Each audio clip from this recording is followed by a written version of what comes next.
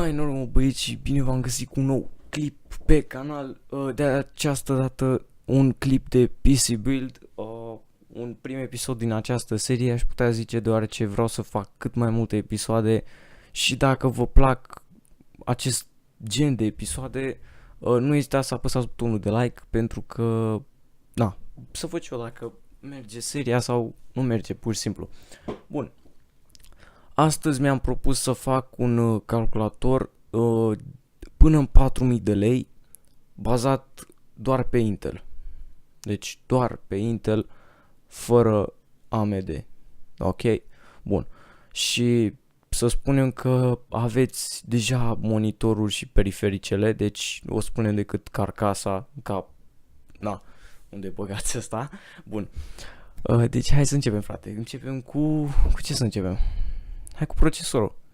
Începem cu procesorul atunci. Deci până în 4000 de lei ne uităm și noi ce putem să găsim. Uite, băgăm direct Ino. Da, ce vorbești. Ia uite, Intel Ino, mamă, ce e asta, frate. Bun, atunci mergem în jos. Mergem în jos. Asta cred că e pus... preț de top vânzări. Hai să spunem după top vânzări. Ryzen.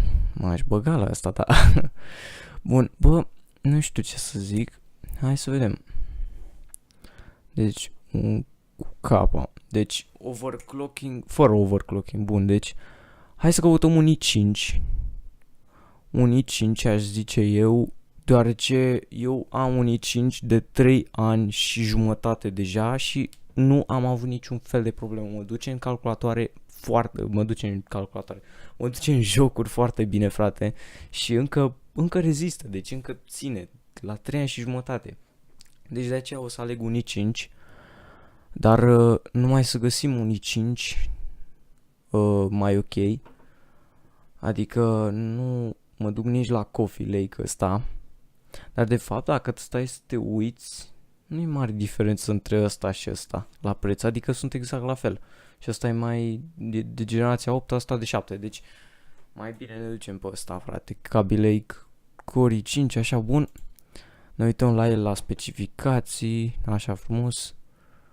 Model, deci 3,5 GHz, foarte bine. Suport memorie DDR4. O să luăm așa, bun. Atunci, deci ăsta e un 1151. Bun, perfect. Îl băgăm în coș. Frumos. Uite, primim și un joc. De fapt, bonus Intel Gaming Bundle. Ok, în valoare de 300 de lei. Ui, destul de bun. Hai să ne uităm și la plăci video. M-aș uita la un GeForce 1060 sau 1050. Da, cred că 1060 ar merge. Eu zic că ar merge. Și între astea, între 1050 ăsta și 1060 ăsta, chiar dacă are un 4, chiar dacă are 4 GB, eu l-aș alege pe ăsta, frate. Pentru că are 192 de biți, ăsta are 128 de biți. Și e o diferență. Eu la placa mea am 256 de biți, ca să faceți o idee. Bun. Ne mai uităm și noi în jos, dar de fapt aici ce găsești decât 1070, 1060, ok. Ok, stai puțin. Compact 6 GB, dar nu cred că ar fi ok, pentru că are decât un fan și ar fi ciudat. Deci ne ducem pe ăsta. Ok. Adăugăm un coș. Bun. Mergem mai departe. Până acum avem 2100 de lei și trebuie să mai căutăm o placă de bază cu socket de 1151. Foarte bine. Căutăm. Nu o luăm nici pe cea mai ieftină, nici pe cea mai scumpă, pentru că, nu știu, ne trebuie fiabilitate, frate. Și trebuie să te uiți la o placă video care are garanție cât mai mare, pentru că aia ai garanția că nu se va strica, practic. La mea am 80 de luni. 80 de luni am garanția și n-am nicio problemă la el. Bun, a mea e Gigabyte, dar nu mai știu exact ce model. Hai să ne uităm între astea două. Ăsta are tot DDR4, ok, hai să ne uităm la asta atunci. Are decât 2 channel-uri, cred. Da, decât 2 channel-uri. Și cât suportă 32. Ok. Nu știu. Să ne uităm dacă ăsta de 335 are 4. Dacă are 4 îl băgăm pe ăsta. Da, uite. Aici se vede că are 4, deci îl băgăm pe ăsta, deoarece ăsta suportă și 64 de giga și chiar o să aveți nevoie mai departe. Și frecvență suportată 2400, 2133. Bun. Adaugăm coși. Ia să vedem cât avem până acum. 2430 de lei. Foarte bine. Mergem la memorii. Bun. Și ne luăm 16 GB. Hai zice eu. Acum treaba e că trebuie să căutăm aici. Unde caut 16 GB. DDR4. Aplică filtrele. Hai să căutăm. Bă, dar ce scumpe s-au făcut memoriile astea. Da, ok. Trebuie să ne uităm la 2400, 2135. Ok, nu e o mare diferență, deci o să le luăm pe astea. De 2000, 9000, ăsta 9928. Bun, le băgăm în coș. Avem 3400 de lei deja. Văd. Ok, foarte bine. Da, 16 GB o să fie mai mult decât necesar. Hai să ne uităm și la un hard disk. Aș zice eu de 1 tera, pentru că eu am 1 tera și n-am ce să fac cu atâta. Deci o să ne uităm la 1 tera. Ok.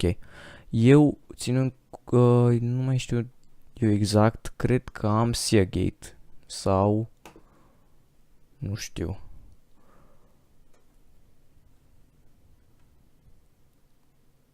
Nu știu. Sincer, aș băga-o pe asta. Are 1 tera, SATA 3, așa. 24 de luni garanție.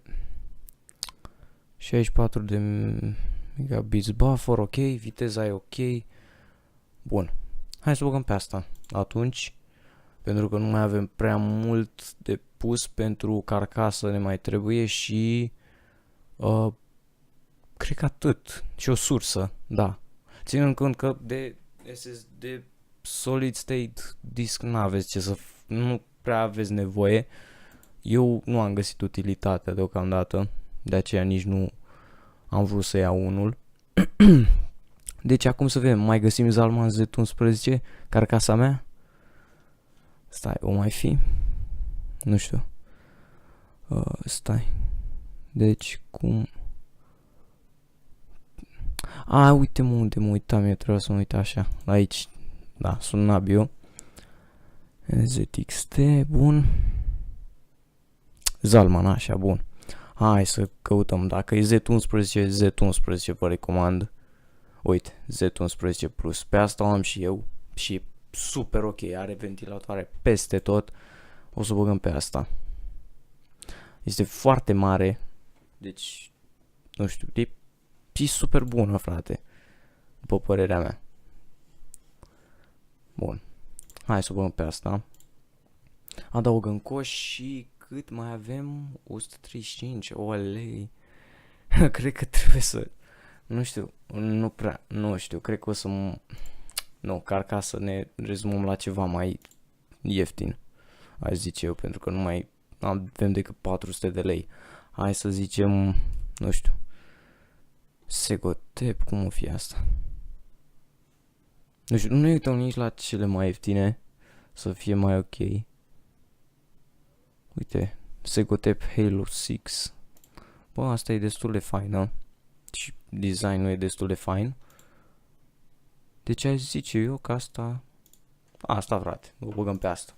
Bun. Adaugăm coș și cât mai avem? 230 de lei. 230 de lei pentru sursă. Și luăm una super ok în banii ăștia. Eu am una de la Corsair, parcă. Sau Segotep, nici mai știu. Uite care mi se pare mie cea mai bună din astea. Pentru că am și una de la Segotep sau de la Corsair. Bă, nici nu mai știu, frate, sincer. Eu aș băga-o sincer pe asta. chiar dacă are 550 de W doar, nu o să aveți nevoie de mai mult. Și certificare 80 plus, deci 36 de luni garanție și n-ai ce să faci, frate, e prea faină. Chiar e faină. Asta. Bun. Hai să ne uităm. O băgăm pe asta și cred că nu mai trebuie să bag nimic. Nu știu, cred că am făcut PC-ul. Deci un total de 3992 de lei. Hai să ne uităm. Am băgat tot ce era. De cooler nu avem nevoie pentru că avem de la Intel, așa bun. Hard disk am băgat, placă de bază, am băgat tot, cred, ventilatoare, nu. Așa. Da, deci nu ar mai fi nevoie de nimic. Deci cam asta ar fi un PC super blană, după părerea mea, de 4000 de lei, fără monitor și fără periferice. Însă o să fac și pe viitor mai multe PC build-uri dacă vreți, dacă vă apreciați seria asta, nu știu, frate. Dacă v-a plăcut acest clip, nu uitați un like, un coment, și subscribe, mă ajută întotdeauna să continui. Și wishlist-ul ăsta o să-l aveți salvat, o să-l salvez și o să-l pun în descriere și totul va fi ok. Deci, vă mulțumesc de vizionare, respect.